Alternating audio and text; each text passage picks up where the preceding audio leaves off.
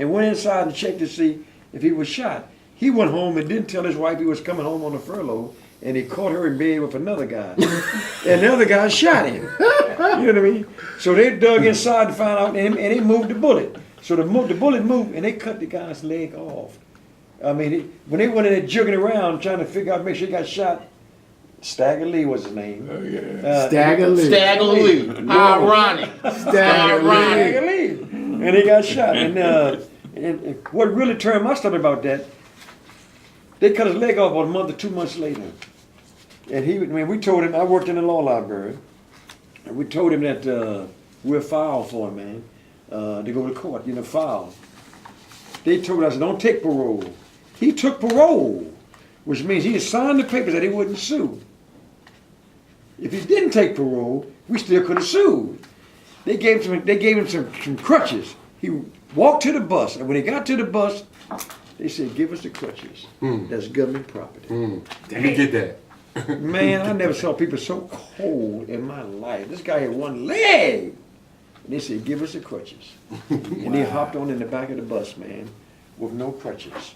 But that was the mentality back there. But again, that's how things was. Things happened. I met this joker here back in the 70s, and man, he and I was doing our thing, and he done something. I don't know if you want me to tell it. Don't tell that. He done something.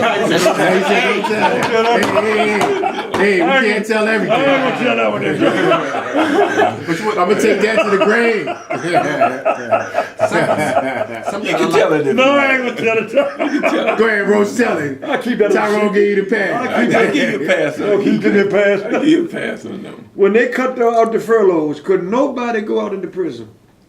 And my group, Inner Voices, was the #1 group going out every day. And all of a sudden they came down with the order to cut out all the programs. Nobody go out the gate.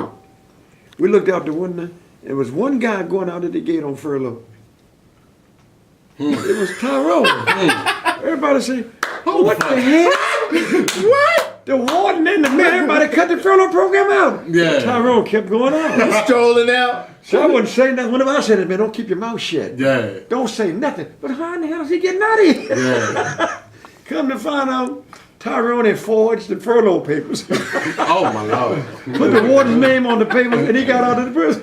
You know what, man? And this is what happened. Roach absolutely right. You know, man, I started looking at what it took to get me out of jail. You know. And, man, I started looking at the administration, how they was taking one piece of paper, running it through some folks, and releasing you. I said to myself, if one piece of paper can get me out of jail, then why can't I get myself out of jail? Exactly. Yeah. So I went and took a paper, the furlough paper, and I ran it off old Xerox machine with the warden, with the warden's signature on it, and had it drop. But I tested out to see would it work first. Yeah. So I had to test it out. Yeah. Dropped the paper in the captain's office, and they came and woke my bed partner up. Brought my partner up, my bunk partner next to him, said, you got a furlough. Took him out. He stayed out for 12 hours and came back. I said, Jack, if I can sign a paper and get myself out, that's what I'm going to do. So I started going out almost every other week, 2 or 3 days. The guys was upset. They was opening, they would come and wake me up, put me on the bus, take me uptown, let me go. I stayed 3 days and come on back. So when you were on furlough, what were you doing at I was going. But then I'm gonna tell you how I got busted.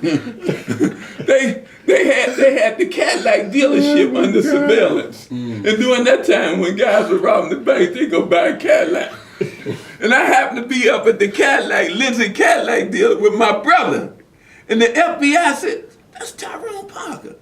He got 45 years. What are you doing up here? At the Cadillac dealership. So they went down, they called down to Lawton. And asked Lawton, said, is Tyrone Parker still there? He said, yeah, he's still here. He said, well, he ain't been, we seen him out at here. The Cadillac dealer.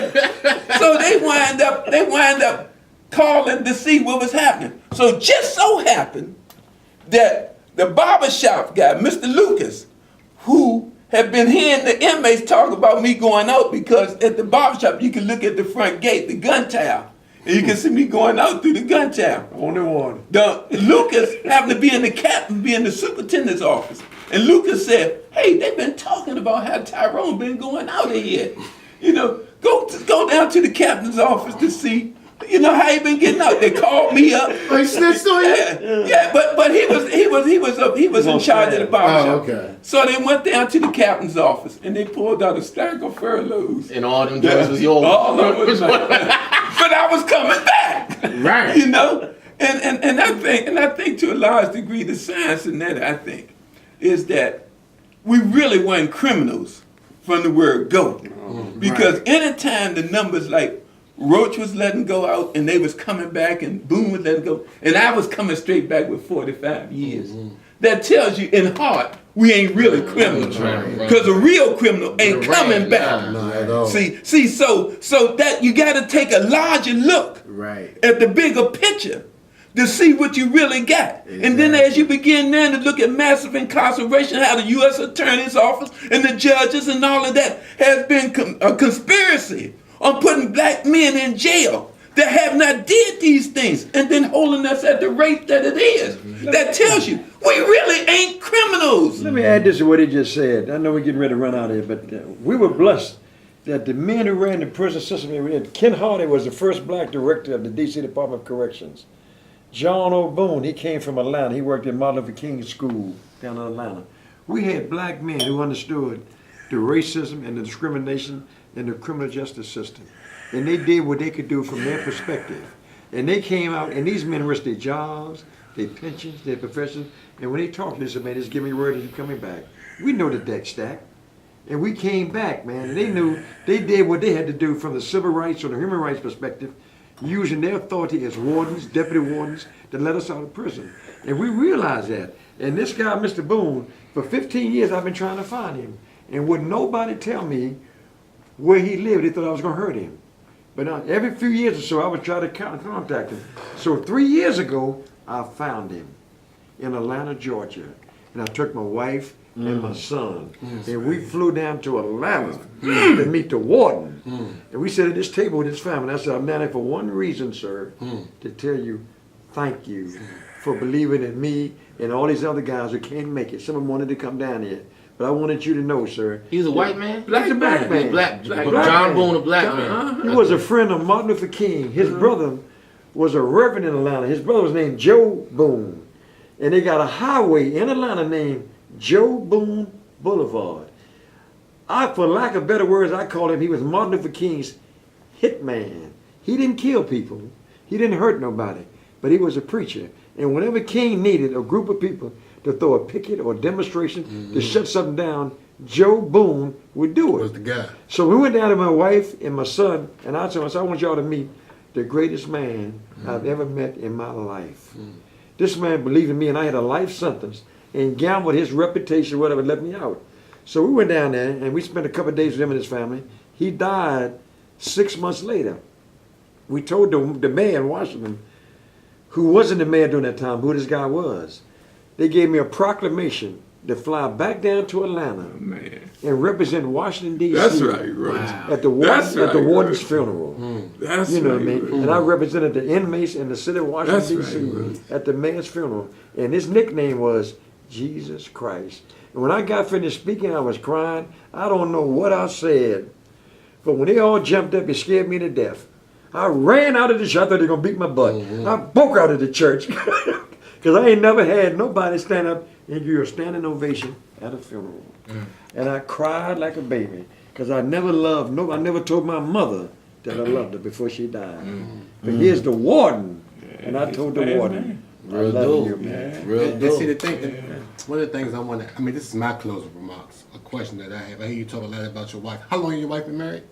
You know what, man?